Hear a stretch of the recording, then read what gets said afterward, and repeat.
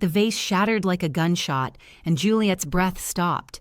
She'd been in this billionaire's penthouse for exactly 3 hours, long enough to know the crystal she just destroyed cost more than her entire life back in Kenya, long enough to realize the employment agency had lied about everything, but not long enough to understand that the man stepping out of that elevator, 6 feet of tailored danger with a scar cutting through his perfect face, wasn't looking at the broken glass on his marble floor. He was looking at her body. And when his eyes finally met hers, cold and hungry and absolutely certain, he said 5 words that made her blood run ice cold. "I will make you mine tonight." Not tomorrow, not eventually. Tonight. She should have run. Any sane woman would have bolted for the door. But her little brother was dying 4,000 miles away.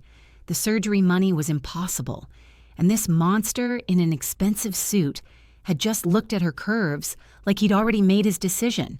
So when Juliet heard herself say, "I'm not that kind of woman," and watched his lips curve into a smile that promised he'd never let her go, she realized the crystal vase wasn't the only thing that had just shattered in this room. Was it? Before the story starts, take 1 second to subscribe and drop a comment. It genuinely helps this channel grow and reach more people who love deep, emotional stories like this. And while you're here, tell us where you're listening from so we know who we're telling these stories. For the crystal vase shattered against the marble floor, and Juliet Amondi froze with the cleaning cloth still in her hand. She'd been in America for exactly 14 days, in New York City for 6, and in this enormous penthouse for barely 3 hours. The employment agency had promised her a simple housekeeping job with good pay. They had not mentioned that her new employer was the most feared man in the city's underground world. Juliet stared at the broken pieces scattered across the white marble, like drops of frozen blood. Her heart hammered against her ribs.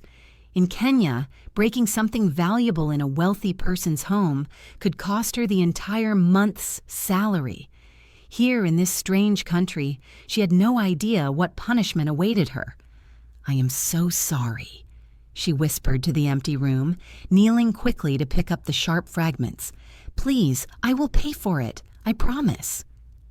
The elevator doors at the far end of the penthouse suddenly opened with a soft chime. Juliet's head snapped up, her dark eyes wide with panic. The agency had told her that Mr. Choi would not return until evening. It was barely noon. She was not prepared to meet her employer yet, especially not while kneeling in a pool of broken glass and spilled water. Heavy footsteps echoed across the polished floor. Expensive leather shoes came into her line of vision, stopping just inches from the mess she had created. "Stand up." The voice was deep, cold, and carried an accent that made each word sound like a command rather than a request. Juliet's hands trembled as she carefully placed the glass pieces on the floor and rose to her feet, keeping her eyes lowered respectfully. "Look at me." She hesitated for a heartbeat, then slowly lifted her gaze. Daewon Choi stood before her like a figure carved from ice and shadows. He was tall, much taller than she had expected, with broad shoulders that filled out his black suit perfectly. His face was sharp and beautiful in a dangerous way, with dark eyes that seemed to see straight through to her soul. His black hair was styled back from his forehead, and a thin scar ran along his left cheekbone, giving him an edge that made her breath catch. But it was not fear that made her forget to breathe. It was the way he was looking at her. Those cold, dark eyes had suddenly changed. They moved slowly from her face down to her curves, which her simple black uniform dress could not quite hide. Juliet was not a small woman. She had the full figure that was celebrated in her homeland, but often made her feel out of place in this new country. Her hips were wide, her waist curved inward, and her body was soft and womanly in every way. She had never seen a man look at her the way Daewon Choi was looking at her now. His expression had transformed from cold indifference to something hot and hungry. His jaw tightened, His hands, which had been casually in his pockets, slowly came out and hung at his sides as if he needed to physically stop himself from reaching for her. "What is your name?" His voice had dropped lower, almost rough. "Juliet Omondi, sir. I am your new housekeeper. I apologize for the vase. I will replace it from my salary." He did not seem to hear her words about the vase. Instead, he moved closer, circling around her slowly, like a wolf studying its prey. Juliet's pulse raced. She could feel the heat radiating from his body as he moved behind her, close enough that she could smell his expensive cologne mixed with something darker, more masculine. "How old are you?" "Juliet Omondi." 26, sir." "Are you married?" "No, sir." "Boyfriend?" "No, sir." Her voice came out smaller now. "I came to America alone." He completed his circle and stood in front of her again. This time, he was much closer than before, close enough that she had to tilt her head back to maintain eye contact. His gaze dropped to her full lips, then moved lower to where her pulse beat rapidly at her throat. "Perfect," he said softly, and there was something dark and promising in that single word. Juliet took a small step backward. "Sir, I should clean up this mess and continue with my duties." "Your duties have changed." She blinked in confusion. "I do not understand." Daewon reached out and gently caught a strand of her thick, dark hair between his fingers. The gesture was intimate, possessive, and completely inappropriate. Juliet knew she should pull away, but her body refused to move. "I will make you mine tonight." The words hung in the air between them like a physical thing. Juliet's eyes widened in shock. For a moment, she could not believe she had heard him correctly.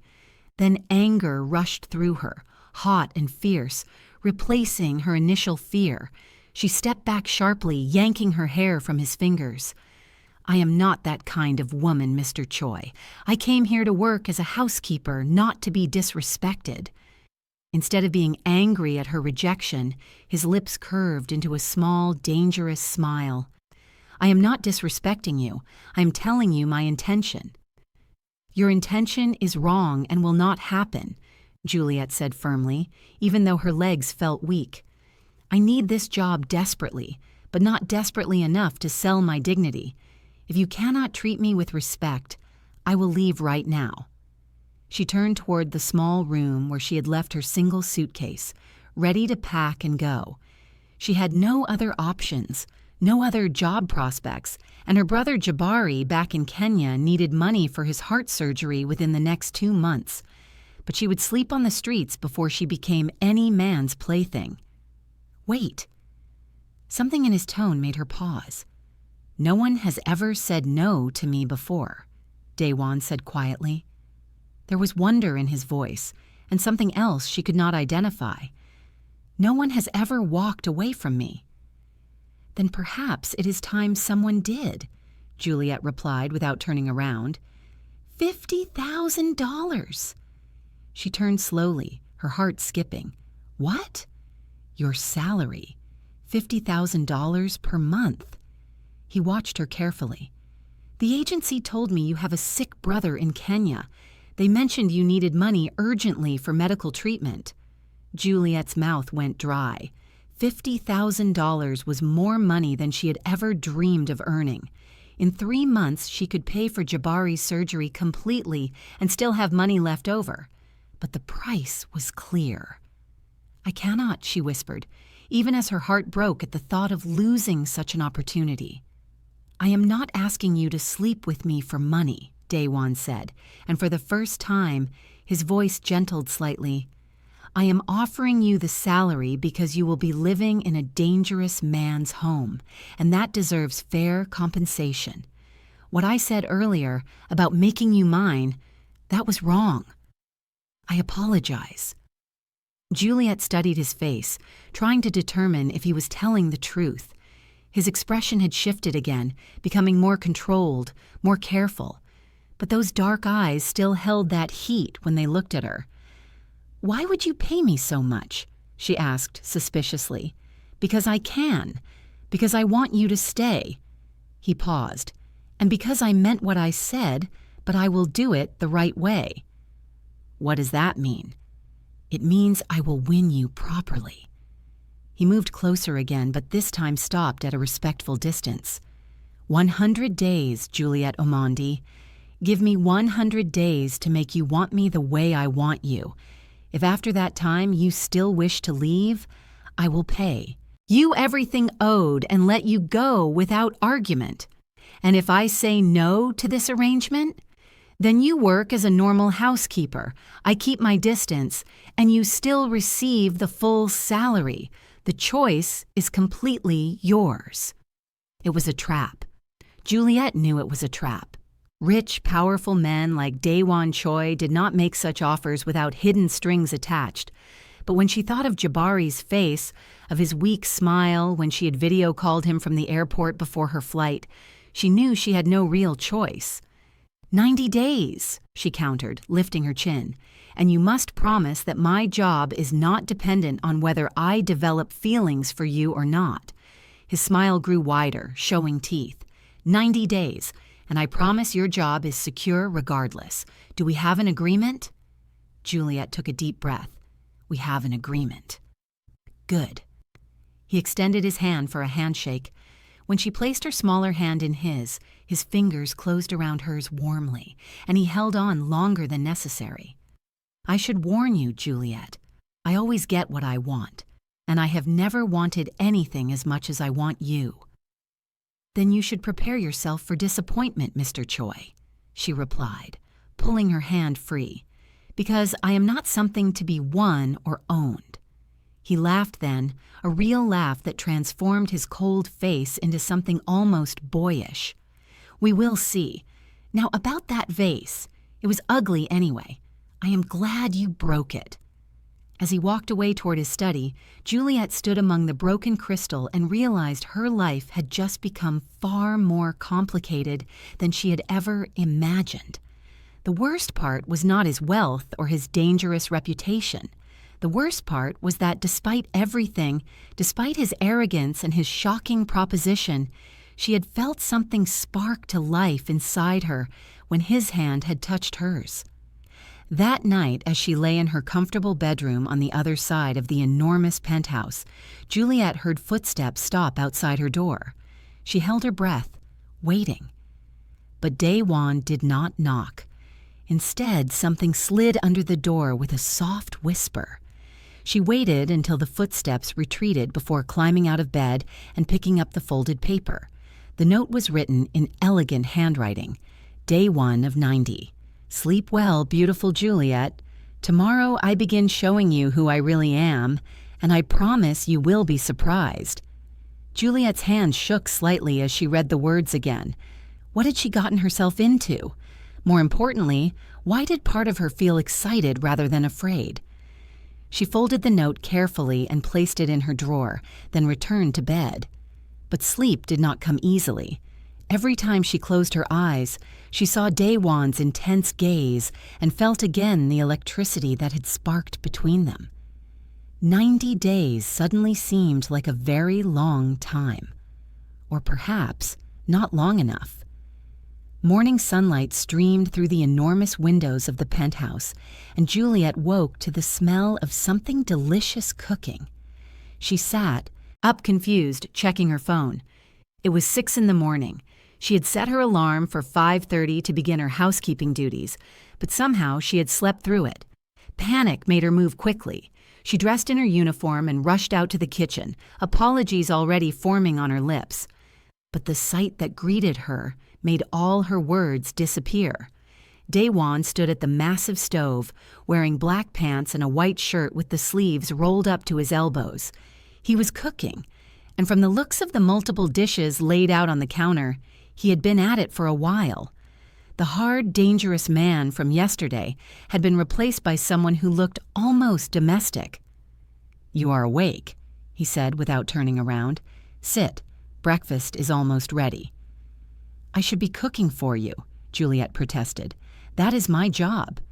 Today I cook. Tomorrow you can fight me for the kitchen if you wish." He plated the food and brought it to the dining table. "Have you ever tried Korean food?" "No, sir." "Stop calling me sir. My name is Daewon." He pulled out a chair for her. "Sit." Juliet sat cautiously, eyeing the spread before her. There was rice, some kind of soup with vegetables, grilled meat, and several small dishes of things she did not recognize. Everything looked beautiful and smelled even better. "Why are you doing this?" she asked as he sat across from her. "Day 2, he replied simply. "I told you I would show you who I really am. The world sees a monster. I want you to see the man." They ate in silence for a few minutes. The food was incredible, each bite better than the last. Juliet could not help the small sound of pleasure that escaped her when she tried the soup. Daewon's eyes darkened at the sound. "You like it?" "It is delicious," she admitted. "Where did you learn to cook like this?" "My mother taught me before she died. She said a man who cannot feed himself is not truly independent." His voice had gone soft with memory. "She died when I was 16. Car accident." "I am sorry," Juliet said quietly. "My mother also passed when I was young. Malaria. My father raised me and my brother alone." Something shifted in the air between them. A connection formed over shared loss, over understanding what it meant to grow up without a mother's love. "Tell me about your brother," Daewon said. "The one who needs surgery." Juliet's face brightened immediately. "Jabari. He is 19, smart and funny, and the best person I know. He was born with a weak heart. The doctors said he needs surgery soon, or he will not live to see 25. That is why I came to America. The surgery costs more money than my entire family could earn in 10 years. "You love him very much." "He is everything to me. My father died 3 years ago, so now it is just Jabari and me. I promised my father I would take care of him." Her voice cracked slightly. "I have to keep that promise." Daewon studied her for a long moment. "You are a good sister. Jabari is lucky to have you." The rest of breakfast passed with easier conversation. Juliet found herself relaxing despite her determination to keep her guard up. Daewon asked questions about Kenya, about her childhood, about her dreams. He listened intently to every answer, as if her words were precious. When they finished eating, he stood and began clearing the dishes. Juliet jumped up to help, but he waved her away. "Today is your day off," he announced. "I just started working yesterday. I do not need a day off." "Nevertheless, you have one. Go explore the city. Buy yourself something nice. I have left a credit card on the entry table with your name on it." Juliet's eyes widened. "I cannot accept that." "It is not a gift. Consider it an advance on your salary. You will need appropriate clothing for living in New York City. That dress, while it looks beautiful on you, is not warm enough for the weather turning cold." Before she could argue further, his phone rang. Daewon's entire demeanor changed the moment he looked at the screen. The warm man who had cooked her breakfast disappeared, replaced by someone cold and hard. "I need to take this," he said shortly, already walking toward his study. "Enjoy your day, Juliet." The door closed firmly behind him, and Juliet was left alone in the kitchen, wondering about the many faces of Daewon Choi. She spent the day exploring Manhattan, marveling at the tall buildings and crowded streets. Everything was so different from home. Using the credit card felt wrong, but she did buy a few practical items: a warm coat, comfortable shoes, and some basic supplies. Nothing expensive or extravagant. When she returned to the penthouse in the late afternoon, she found Daewon in the living room with 3 men. They all wore expensive suits and had the same dangerous air about them. The conversation stopped the moment she entered. "Gentlemen, we will continue this discussion later," Daewon said smoothly. "My housekeeper has returned." The men's eyes raked over Juliet with varying degrees of interest and speculation. She felt exposed under their stares, but she lifted her chin and walked steadily toward her room. "The pretty one will not last a week," she heard one of them say in a low voice as she passed. "She has no idea what kind of man she works for." "Careful," Daewon's voice cut like a blade. Speak about her with respect or do not speak at all." Juliet's heart skipped at his protective tone, but she did not stop walking until she reached her room. Through the closed door, she could hear their voices continuing in what sounded like Korean, the words harsh and argumentative. An hour later, a knock came at her door. She opened it to find Dae-won standing there, his jacket off and his tie loosened. He looked tired. "I apologize for earlier," he said. "My associates sometimes forget their manners." "Who are they?" Juliet asked, though she suspected she knew the answer. "Business partners. Men who help me run my various enterprises." He studied her face. "The employment agency told you what kind of work I do, yes?" "They said you were a businessman. They did not specify what kind of business." "I run clubs, restaurants, and import-export companies, all legal on paper." He paused. "But I also control territory in this city. I protect businesses in exchange for payment. I move money that other people want moved without questions asked. I do things that would make a good woman like you run away screaming." Juliet swallowed hard. "You are telling me you are a criminal." "I am telling you I am powerful, and power in this city requires getting my hands dirty. I wanted you to hear it from me before someone else told you. If you wish to leave, I will not stop you." She should leave. Everything logical in her brain screamed at her to pack her bag and run. But when she looked at Dae-won, she did not see a monster. She saw a man who had cooked her breakfast with his mother's recipes, who had defended her honor to his associates, who was giving her the choice to leave freely. "I will stay," she heard herself say, "but I do not want to be involved in your business. I will keep your house, cook your meals, and nothing more." Relief flashed across his face. "Agreed. You will never be touched by that part of my life. I promise you." It was a promise he would not be able to keep, but neither of them knew that yet. Days turned into weeks. True to his word, Dae-won pursued her with determination. He brought her flowers every morning, each bouquet more beautiful than the last. He left notes in places she would find them, some funny, some sweet, all of them chipping away at her resistance. He taught her Korean words during dinner, laughing when she mispronounced them. She taught him Swahili phrases, enjoying the way his accent made the familiar words sound new. "Nakupenda," he said one evening, the Swahili words careful on his tongue. "That means I love you, yes?" "Yes," Juliet replied, her heart racing. "But you should not say it unless you mean it." "Who says I do not mean it?" His dark eyes held hers steadily. "I am falling in love with you, Juliet Omondi, more each day." She wanted to dismiss his words as part of the seduction game, but the way he looked at her, the way he had slowly revealed pieces of his true self over the past weeks, made her believe him. The tension between them grew thicker each day. Accidental touches lasted longer. Glances turned heated. The air itself seemed to vibrate when they were in the same room. Then came the night of the storm. Thunder crashed outside, shaking the windows. Lightning illuminated the city in bright flashes.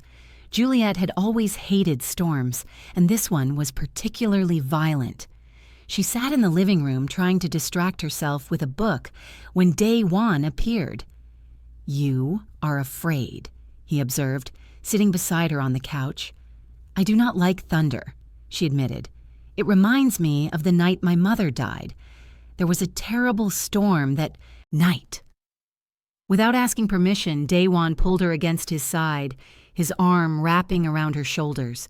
Juliet knew she should pull away, but the comfort of his solid presence was too tempting.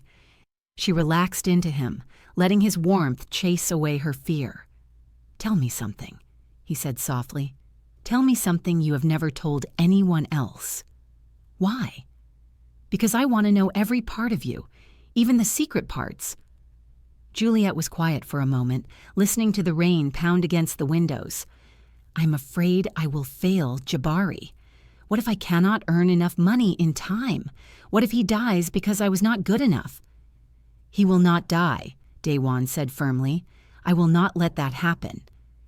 She tilted her head to look up at him. "You cannot promise that." "Watch me." His hand came up to cup her face, his thumb stroking her cheek gently. "I would move heaven and earth for you, Juliet. Your pain is my pain. Your fears are my fears. Do you understand what I am saying?" "Daewon," she whispered, her resolve crumbling. "Say yes," he murmured, his face moving closer to hers. "Say yes to me. Say yes to us." Thunder crashed again, but this time Juliet barely heard it. All she could focus on was the heat in Daewon's eyes, the way his lips were just inches from hers, the feeling of falling that made her dizzy and terrified and excited all at once. "I am afraid," she confessed. "So am I," he admitted, "but I am more afraid of never knowing what we could be together." When their lips finally met, it was like lightning striking. The kiss was gentle at first, testing, exploring. Then it deepened, became hungrier. Daewon's hand slid into her hair while his other arm pulled her closer. Juliet's hands gripped his shirt, holding on as the world spun around her. They broke apart, breathing hard, foreheads pressed together. "Stay with me tonight," Daewon whispered. "Just let me hold you. Nothing more, I promise. I just want to feel you close." Every logical part of Juliet's brain screamed that this was a mistake, but her heart, her treacherous heart, was already lost. "Okay," she breathed, "just for tonight." They moved to his bedroom, and true to his word, Daewon only held her. They lay facing each other in the darkness, talking in whispers, sharing more secrets, laughing softly at shared jokes. His fingers traced patterns on her arm, her shoulder, her face. She had never felt so cherished, so wanted, so seen. As dawn began to break through the windows, Juliet realized with startling clarity that she had fallen completely in love with Daewon Choi, the dangerous, powerful, complicated man who had somehow become her entire world in just a few short weeks. But morning also brought a phone call that would change everything. The phone rang at 7 in the morning, shattering the peaceful bubble Juliet and Daewon had created. He answered it with a sleepy grunt, then sat up sharply, fully alert within seconds. "When?" His voice was cold and hard again. "How much? Did they take?" "No, I will handle it personally. Nobody moves until I get there." He ended the call and turned to Juliet, his expression apologetic. "I have to go. There was a robbery at one of my warehouses. Stay inside today. Do not answer the door for anyone except me." "Is it dangerous?" Juliet asked, worry making her chest tight. Daewon leaned down and kissed her forehead gently. "It is business. I will be fine. But I need to know you are safe here while I deal with this. Promise me you will stay inside. I promise." After he left, Juliet tried to distract herself with cleaning and organizing, but her mind kept returning to Daewon and whatever dangerous situation he was handling. She had fallen in love with a man whose world was filled with violence and crime. What kind of future could they possibly have? Her phone rang, showing a number from Kenya. Her heart leaped. "Jabari?"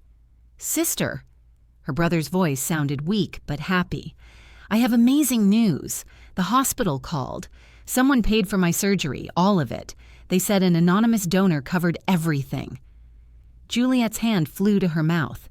"What? When?" "Yesterday. The payment came through yesterday. Juliet, I'm getting the surgery next week.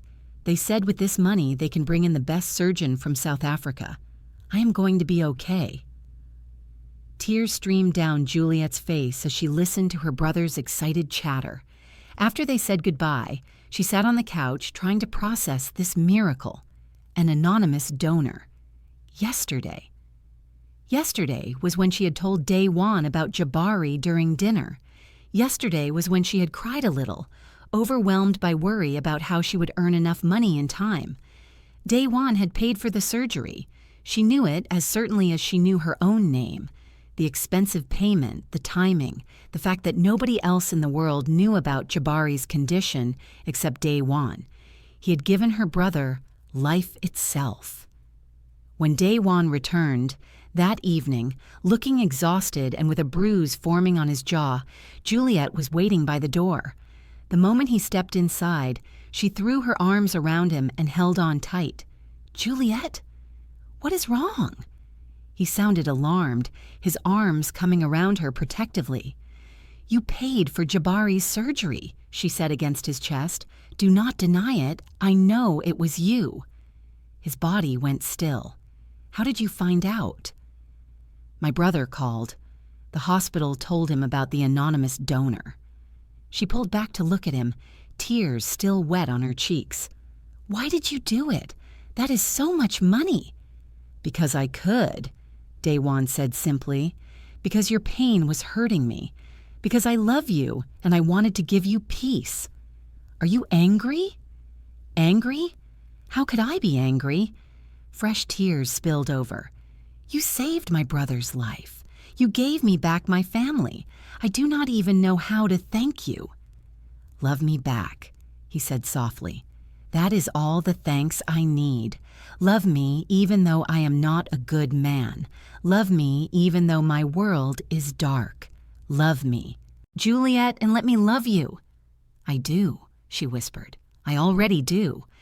I think I started falling for you the first day, even though I fought it so hard." The kiss they shared was different from before. It was a promise, a commitment, a surrendering of two souls to each other.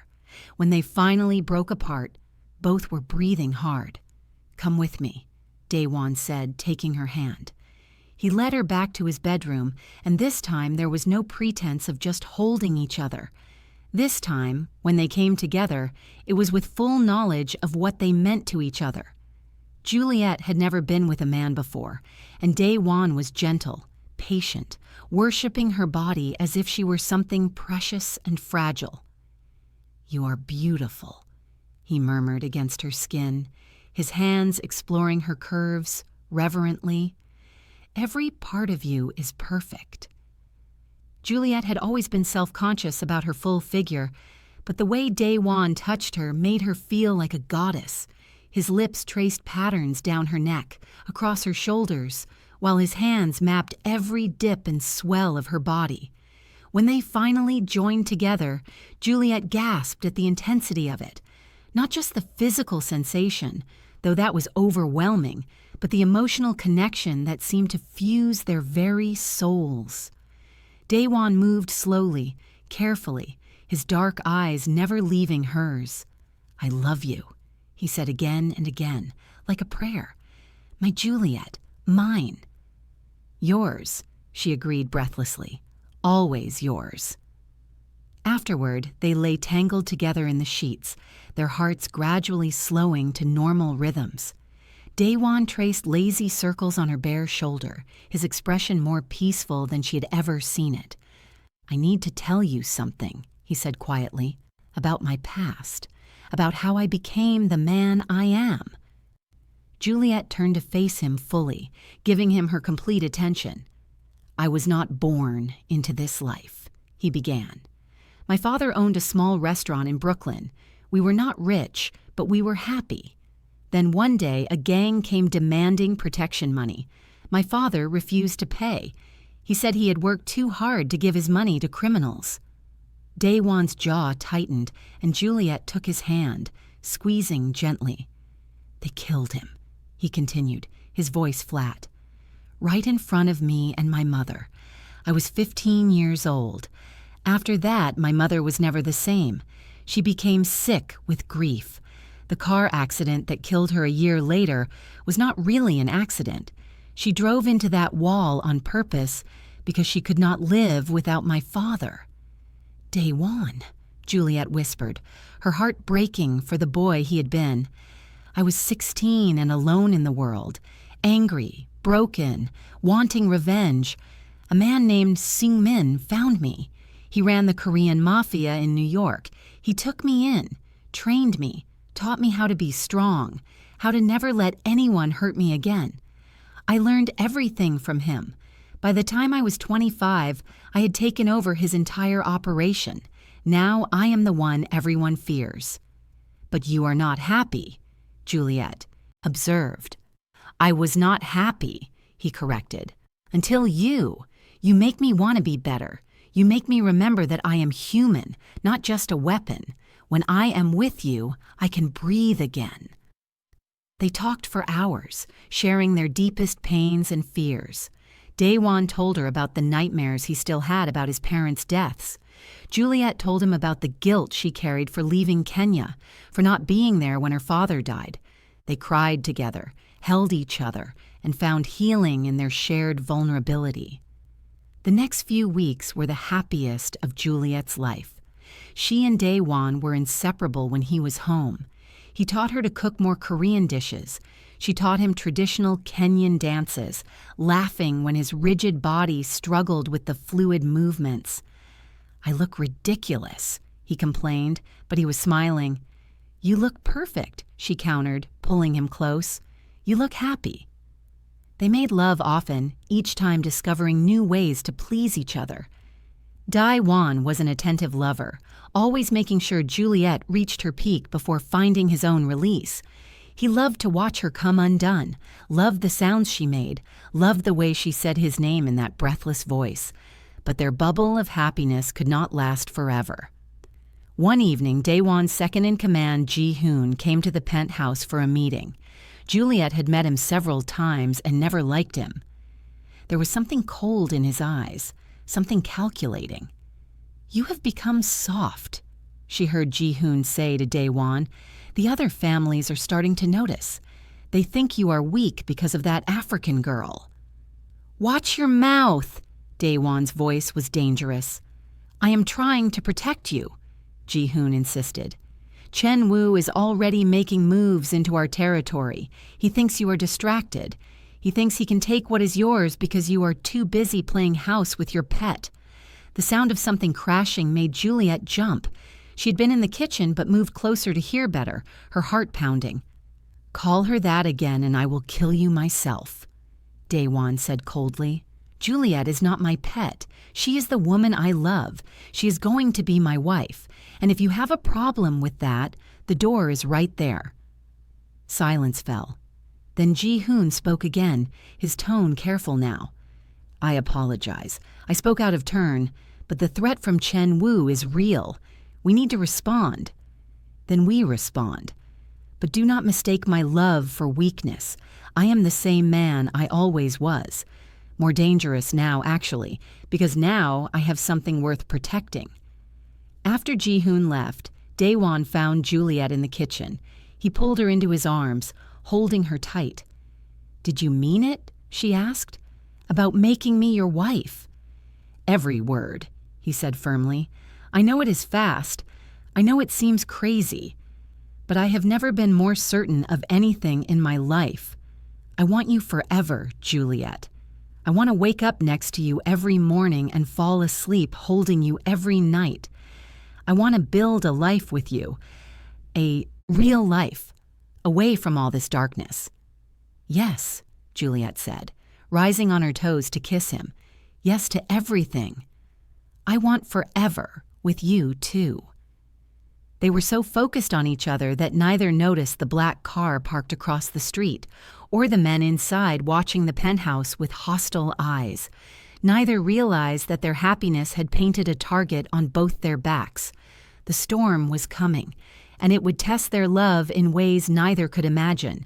The danger came without warning on a Tuesday afternoon. Juliet was at the penthouse alone, humming while she prepared dinner. Daewon had gone to a business meeting and promised to return by 6. She was making his favorite soup, the one his mother used to make, trying to perfect the recipe he had taught her. Her phone buzzed with a text from an unknown number. "Look outside your window." Confused, Juliet walked to the large windows overlooking the street. A black van was parked below, and as she watched, the side door slid open. Inside, she could see a person tied up. Her heart stopped. Even from this height, she recognized Ji-hoon. Another text came. "Come downstairs alone, tell no one. If you call police or Daewon, Ji-hoon dies.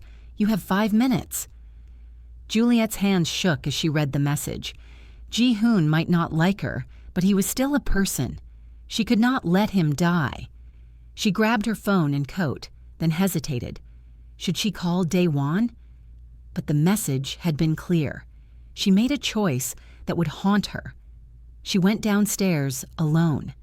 The moment she stepped outside, rough hands grabbed her. A cloth covered her mouth and nose, smelling chemical and wrong. The world spun, then went black. When Juliet woke, she was in a cold, empty warehouse. Her hands were tied behind her back, and her head throbbed painfully. Ji-hoon was across from her, also tied up, blood running from a cut on his forehead. "Stupid girl," he hissed when he saw she was awake. "Why did you come down? Now they have both of us." "I could not let them kill you," Juliet said, her voice rough. "How touching," a new voice said. A man stepped out of the shadows. He was older, Chinese, with cold eyes and an expensive suit. The African maid has a hero complex. How unfortunate for her. "Chen Wu," Ji-hoon said, his voice tight with fear. "Smart boy." Chen Wu smiled, but there was no warmth in it. "You know, this was supposed to be simple. Grab Ji-hoon, use him to lure Daewon into a trap, kill them both, and take over his territory. But then you came down, pretty girl, and gave me an even better prize." "Daewon will kill you for this," Juliet said, trying to sound brave despite her terror. "Daewon is welcome to try. In fact, I am counting on it. A man in love is a man with weaknesses. He will come for you, and when he does, I will be ready." Chen Wu moved closer, studying her. "I can see why he is obsessed. You are quite beautiful. Perhaps I will keep you for myself after Daewon is dead." Juliet spit in his face. "Chen." Wu's smile disappeared. He backhanded her so hard her head snapped to the side, and she tasted blood. "Touching her was your first mistake," Ji-hoon said quietly. "Daewon will burn this entire city down to make you pay for that." "Let him try," Chen Wu said, wiping his face. "Guards, watch them. If they try anything, shoot the girl first." After he left, Juliet and Ji-hoon sat in silence for a few minutes. Her cheek throbbed where Chen Wu had hit her, and she could feel it swelling. "Why did you really come down?" Ji-hoon asked finally. "You could have called Daewon. He would have saved me." "I already told you. I could not let them kill you." "Even though I have been nothing but rude to you since you arrived." Juliet managed a small smile despite the pain. "Even though, life is precious, even yours."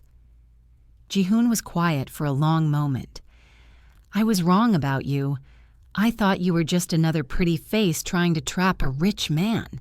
I did not realize you actually love him." "With everything I am," Juliet said softly. "He loves you too, more than I have ever seen him love anything. That is why I was afraid. Love makes us weak." "No," Juliet disagreed. "Love makes us strong. It gives us something worth fighting for."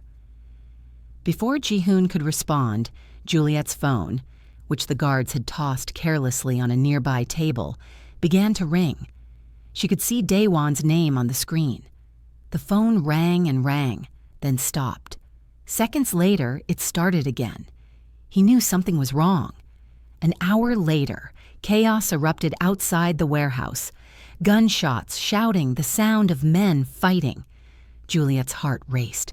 The guards watching them ran toward the commotion, leaving them momentarily alone. "The knot on your right hand," Ji-hoon said urgently. "It is loose. Work on it. If you can get free, run. Do not wait for me."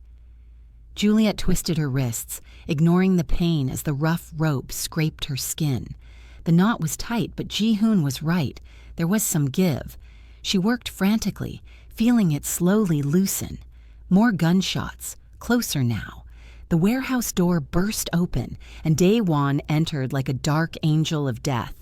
He moved with deadly efficiency, taking down Chen Wu's men with terrifying ease. Behind him, more of his people poured in. "Juliet!" His eyes scanned the space frantically until they landed on her. Relief flooded his face, immediately replaced by cold rage when he saw her swollen cheek. But before he could reach her, Chen Wu appeared from a hidden door, gun raised. "One more step and I shoot her." Daewon froze, his own weapon pointed at Chen Wu. "Let her go. Your fight is with me." "My fight is with anyone who stands in my way," Chen Wu replied. "Drop your gun." The standoff stretched for eternal seconds. Then Ji-hoon did something unexpected. He lunged forward, still tied up, throwing himself at Chen Wu. The gun went off with a deafening crack. Time seemed to slow. Juliet screamed. Daewon fired his weapon. Chen Wu fell backward, blood blooming on his heroic chest. Ji-hoon crumpled to the ground, his eyes wide with shock. Daewon was at Juliet's side instantly, cutting her ropes with a knife. "Are you hurt? Did they touch you?" His hands ran over her frantically, checking for injuries. "I am okay," she said, throwing her arms around his neck.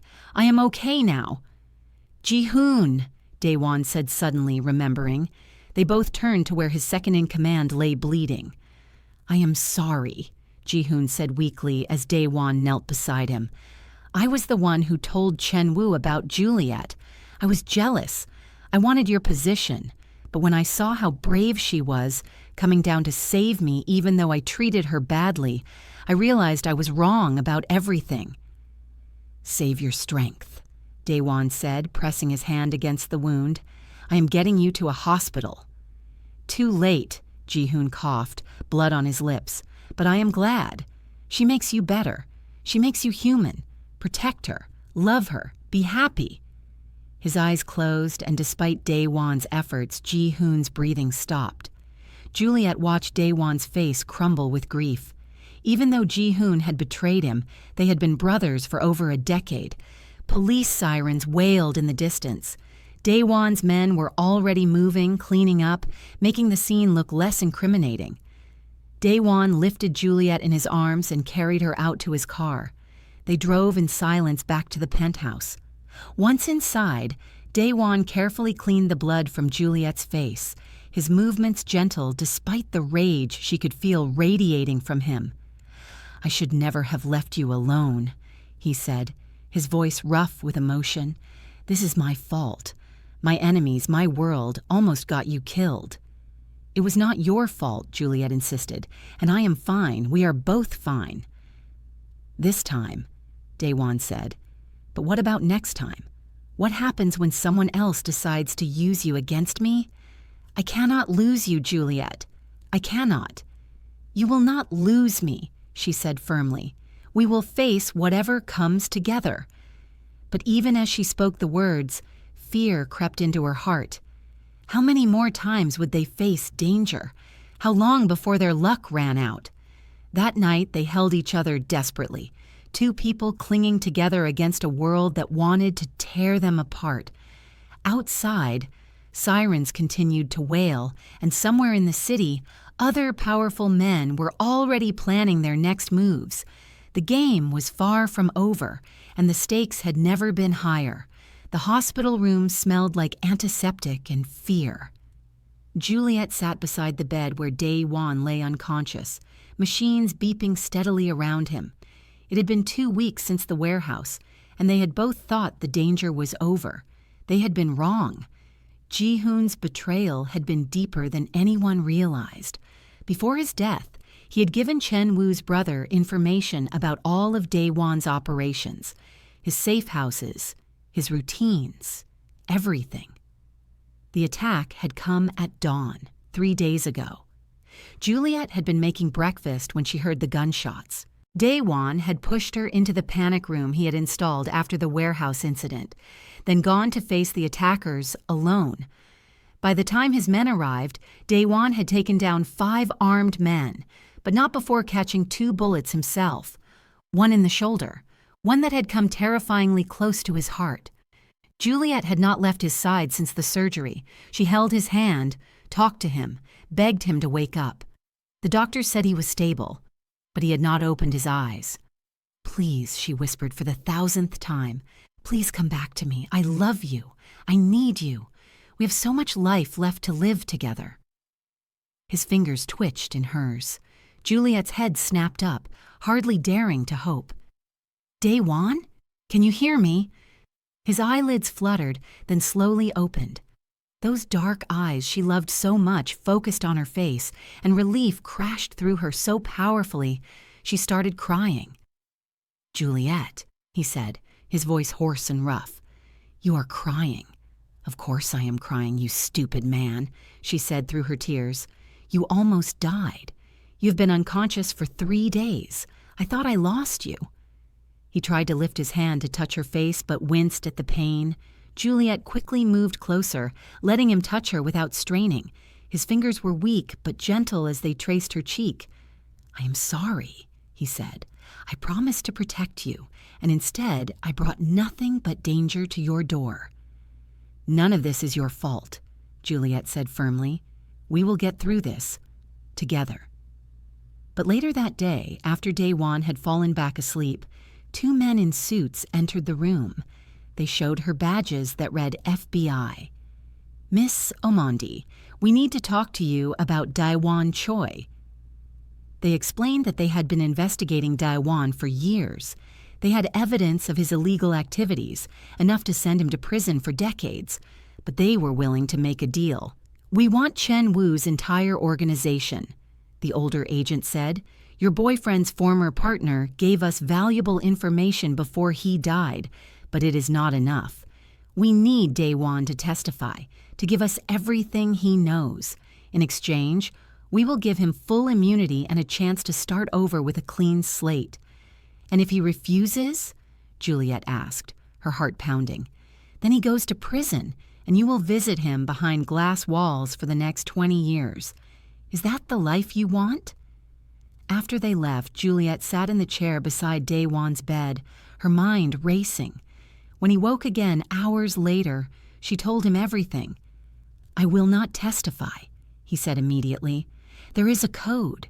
You do not betray your world." "Even if it means losing everything? Losing me?" Juliet's voice broke. "I cannot watch you go to prison, Daewon.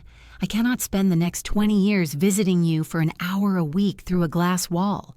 That will kill me as surely as a bullet would." "What are you saying?" "I am saying take the deal. Testify.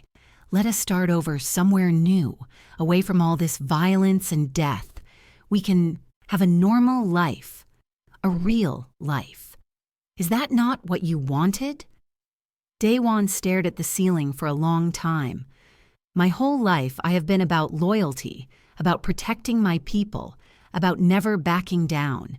If I testify, I become the worst kind of traitor."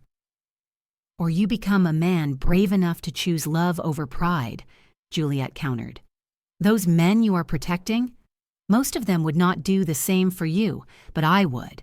I am asking you to choose us, choose our future. Please." 2 days later, Daewon signed the agreement. He would testify against Chen Wu's organization and provide evidence about the corruption that had allowed criminals to operate freely. In exchange, he received full immunity and a promise of relocation once the trials were over. It took 3 months. 3 months of Daewon recovering from his injuries and meeting with federal prosecutors. 3 months of Juliet watching over her shoulder, afraid that someone would come for revenge. 3 months of planning a future that seemed impossible. Chen Wu's brother and most of the organization's leadership were arrested. The trials were quick, the evidence overwhelming. Daewon testified with cold precision, showing no emotion as he helped dismantle the empire he had once been part of. Through it all, Juliet stood by him. She sat in the courtroom every day, a silent show of support. At night, she held him when the weight of what he was doing became too heavy. "I am betraying everything I believed in," he said one night, his voice heavy with guilt. "No," Juliet said firmly, "you are fighting for something better. You are choosing life over death, love over loyalty to a world that only brought pain. That is not betrayal. That is courage." One evening, 2 weeks before the final trial date, Juliet woke feeling strange. She had been tired lately, more than usual, and her stomach had been sensitive. On a hunch, she bought a pregnancy test while out shopping. The 2 pink lines appeared almost instantly. Juliet stared at the test, her hand shaking. Pregnant. She was pregnant with Daewon's child. They had been so careful, but apparently not careful enough. Or perhaps fate had decided they needed this gift. Terror and joy warred inside her. This was not the right time. They were about to start a completely new life, leaving everything behind. Bringing a baby into such uncertainty seemed impossible. But when she thought about a tiny person who was part of her and part of Daewon, her hand moved protectively to her still, flat stomach. This baby would be loved. This baby would be wanted, no matter what challenges they faced. That night, after Daewon finished another preparation session with the lawyers, Juliet made him his favorite dinner. She set the table carefully, adding candles even though it was just a Wednesday night. "What is the occasion?" Daewon asked, smiling at her efforts. "I have something to tell you," Juliet said, her heart racing. "Something important." His smile faded, replaced by concern. "What is wrong? Are you sick?" "No, I am not sick. I am pregnant." The words hung in the air between them. Daewon's face went through several emotions too quickly to track: shock, fear, wonder, and finally, overwhelming joy. He dropped to his knees in front of her, his hands moving to her stomach. "A baby? We are having a baby." "Yes," Juliet said, tears streaming down her face. "I know the timing is terrible and everything is so uncertain, but I want this baby. I want our child." "Terrible timing?" Daewon looked up at her, his own eyes wet. "Juliet, this is perfect timing. This baby is proof that something good can come from all the darkness. This baby is our future." He pulled a small box from his pocket, and Juliet gasped. The ring inside was simple and beautiful, just a single diamond on a gold band. "I have been carrying this for weeks, waiting for the right moment," Daewon said. "There is never going to be a perfect moment. Our life is messy and complicated and sometimes scary. But I love you more than I thought it was possible to love another person. Marry me, Juliet Omondi. Be my wife. Let us raise this baby together and build the life we both deserve." "Yes," Juliet said, pulling him up to kiss him. "Yes, yes, yes. 1,000 times yes." They held each other in the candlelight, 2 broken people who had found healing in each other's arms. Outside the window, the city sparkled with millions of lights. Somewhere out there was their future, uncertain but full of hope. The final trial ended with convictions across the board. Chen Wu's brother received life in prison. The organization was destroyed, and Daewon and Juliet were free to start over. The FBI arranged for new identities, though they could keep their first names. They were given money to relocate, along with stern warnings to never return to New York or contact anyone from their old lives. "Where should we go?" Daewon asked, holding the pamphlets of different cities. Juliet studied the options, then pointed to one. "There, by the ocean. A place where we can hear the waves and feel the sun. A place where our baby can grow up safe and happy." "California it is," Daewon agreed, pulling her close. "A new beginning for all of us." As they packed up their life, preparing to leave everything behind, Juliet felt a peace she had never experienced before. Yes, they were walking away from everything familiar. Yes, the future was uncertain. But they had each other, they had their baby, and they had hope. Sometimes that was enough. Sometimes love was enough. The coastal town of Carmel in California was nothing like New York City. Where New York had been all hard edges and towering buildings, Carmel was soft curves and gentle ocean breezes. The house Daewon found for them was small but perfect, with windows that looked out over the Pacific Ocean and a garden where Juliet planned to grow vegetables. 6 months had passed since they left New York. 6 months of building a new life from scratch. Daewon had used his business skills to start a legitimate security company, helping local businesses protect themselves from theft and cybercrime. The irony was not lost on either of them that the man who once ran criminal operations now helped prevent crime. Juliet had enrolled in nursing classes at the community college. Her belly had grown round with their daughter, and she loved feeling the baby kick while she studied. Jabari had recovered fully from his surgery and was attending university in Kenya, calling them weekly to share his excitement about his studies. Everything had fallen into place like pieces of a puzzle, finding their proper spots. "Are you nervous about tomorrow?" Daewon asked one evening as they walked along the beach. The sunset painted the sky in shades of orange and pink, and the waves rolled gently onto the sand. "A little," Juliet admitted. Tomorrow was their wedding day. They had kept it simple, inviting only a handful of people they had met since moving to California.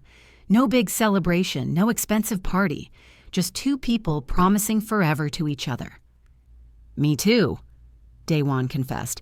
He stopped walking and turned to face her, taking both her hands in his. "Sometimes I still cannot believe this is real, that I get to have you, that we made a baby together, that I escaped that life and found something better." "We found each other," Juliet corrected. "That is what matters."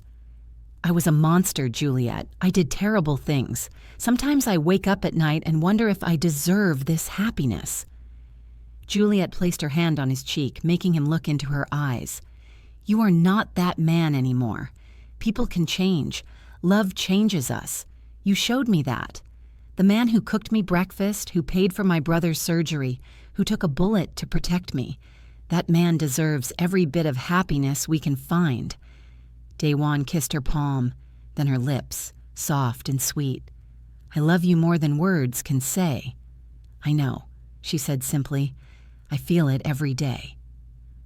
They walked back to their house as the sun dipped below the horizon, painting the world in twilight colors. Inside, they made dinner together, moving around the small kitchen with the ease of people who knew each other's rhythms. They talked about baby names, about whether to paint the nursery yellow or green, about all the small, ordinary things that made up a life. That night, as they lay in bed, Daewon's hand rested on Juliet's belly. The baby kicked against his palm, and his face lit up with wonder every single time. "She is strong," he said, "just like her mother." "She will be brave too," Juliet added, "just like her father." "I hope she is kind," Daewon said softly. "I hope she never knows the darkness I lived in. I hope she grows up understanding love and joy and peace." "She will," Juliet promised, "because we will teach her. We will show her every day what real love looks like." The wedding took place on the beach at sunrise. Juliet wore a simple white dress that accommodated her pregnant belly, with flowers in her hair that Daewon had picked from their garden. He wore a light gray suit with no tie, looking relaxed and happier than Juliet had ever seen him. The ceremony was officiated by a local minister they had befriended. Standing as witnesses were their landlady, Mrs. Chen, who had become like a grandmother to them, and Marcus, who worked with Daewon and had become his first real friend in this new life. "Daewon," the minister prompted when it was time for vows. Daewon took a deep breath, his eyes locked on Juliet's face. "When I met you, I was a man with no hope. I had money and power, but I was empty inside. You filled that emptiness with light. You showed me that I could be more than my worst choices. You gave me a reason to be better. I promise to love you every day in every way. I promise to protect our family. I promise to never let the darkness I came from touch you or our child.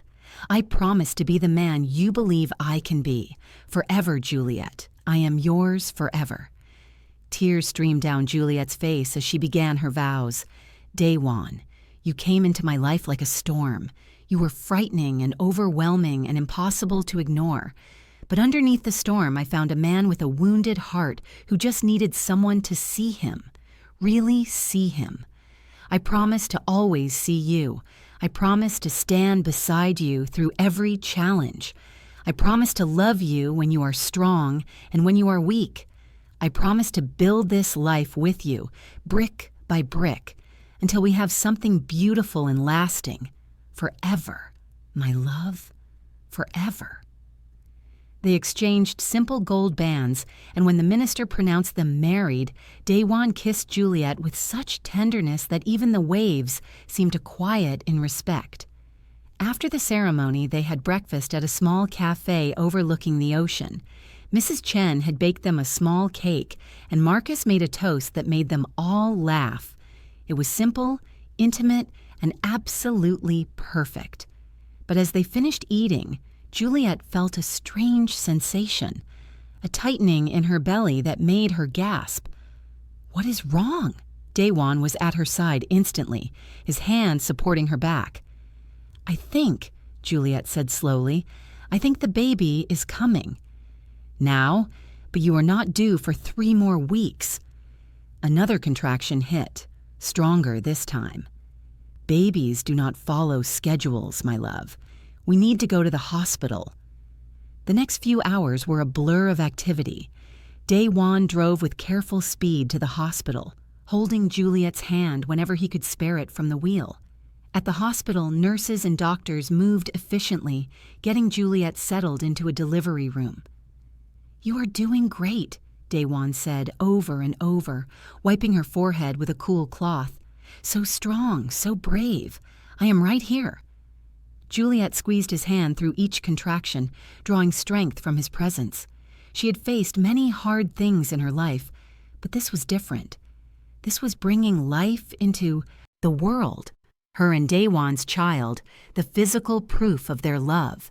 When the time came to push, Daewon stood beside her, coaching her through each one. "That is it, my love. You can do this. Our daughter is almost here." With one final push, their baby entered the world with a strong, healthy cry. The doctor placed the tiny, perfect creature on Juliet's chest, and both parents burst into tears. "She is beautiful," Juliet whispered, touching the baby's tiny fingers. "She looks like you," Daewon said in awe. He traced the baby's round face with one gentle finger. "Perfect.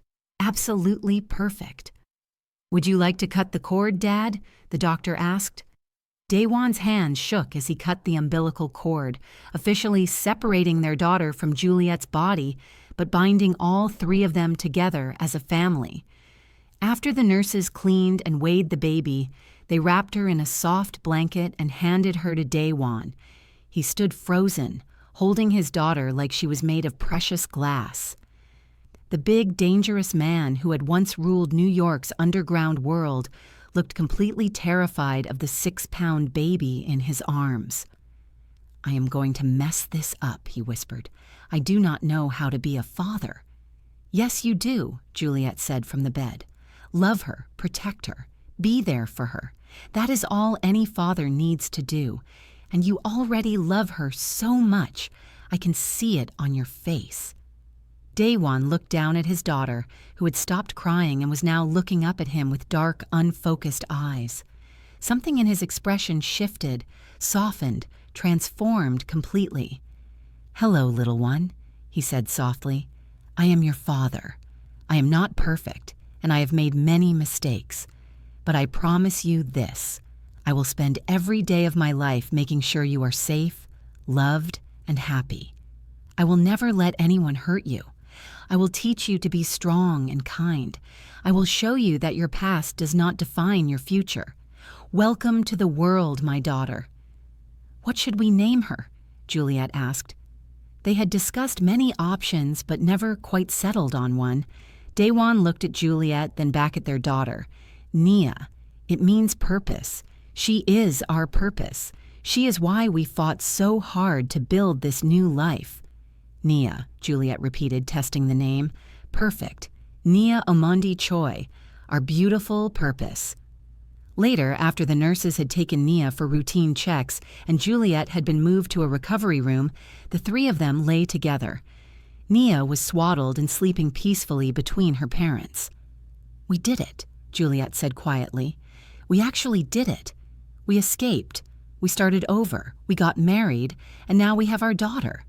Sometimes it feels like a dream." "If it is a dream, I never want to wake up," Daewon replied.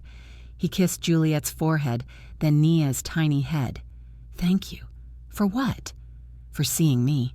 For loving me when I did not deserve it. For giving me a reason to change.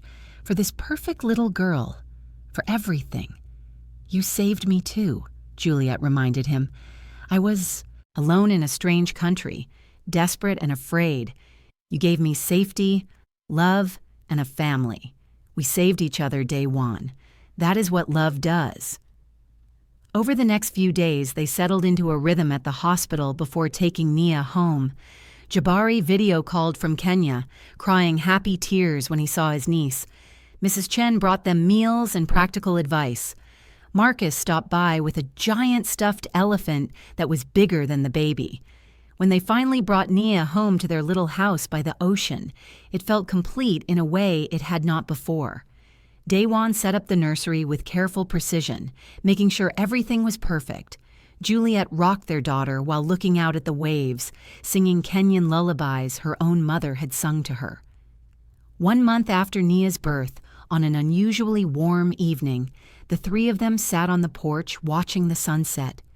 Nia was alert and looking around with curious eyes. Daewon held her confidently now, no longer afraid he might break her.